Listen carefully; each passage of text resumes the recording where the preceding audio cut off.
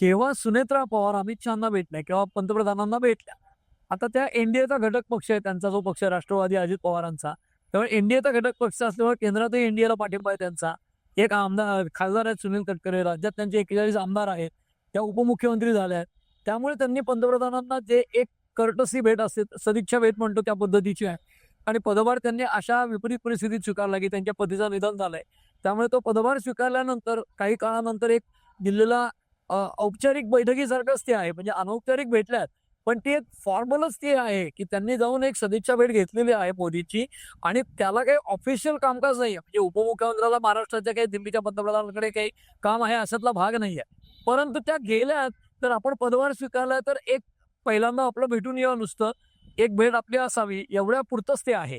त्यामुळे अमित शहा आणि मोदींना त्या भेटल्या, त्याच्यामध्ये विलिनीकरणाची चर्चा झाली असेल, असं मला बिलकुल वाटत नाही. दुसरं असं, की जे पंतप्रधान कार्यालयाकडनं फोटो वितरित केले गेले सगळ्या सोशल मीडियावर आहेत, ते कसे आहेत, तर मोदी बसलेत, उजव्या बाजूच्या एका खुर्चीवर स्वतंत्र सुनेत्रा पवार बसल्यात, डावीकडे एका खुर्चीवर पार्थ पवार बसलेत, समोर जय पवार बसलेत आणि या जय पवार आणि पार्थ पवार यांच्यामध्ये डावीकडे तटकरे आणि पटेल बसलेत.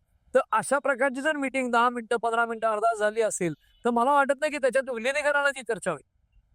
कारण अशी जर चर्चा करायची असेल, तर ती क्लोज डोअर मीटिंग होईल आणि त्याची चित्र देखील कुठे प्रसिद्ध होणार नाही. जर अशी चर्चा राजकीय झाली तर. म्हणून ह्या पहिल्याच मीटिंगमध्ये सुनेत्रा पवारांनी विलिनीकरणाचं काय करू, घरच्या समस्या वगैरे असली काही चर्चा केली नसेल. ती एक कर्टसी कॉल आहे. त्यांना इंग्रजीत कर्टसी कॉल म्हणतात, सदिच्छा भेट म्हणतो तसं. पदभार स्वीकारला आहे, शुभेच्छा घेतल्या, आशीर्वाद घेतले त्यांच्या या पद्धतीने. कारण पंतप्रधान पद हे मोठं आहे आणि ते वयाने देखील मोठे आहेत मोदी. तर त्यांचे आशीर्वाद किंवा ब्लेसिंग्स घेतले आणि त्या परत आल्या, इतकाच त्याचा अर्थ आहे.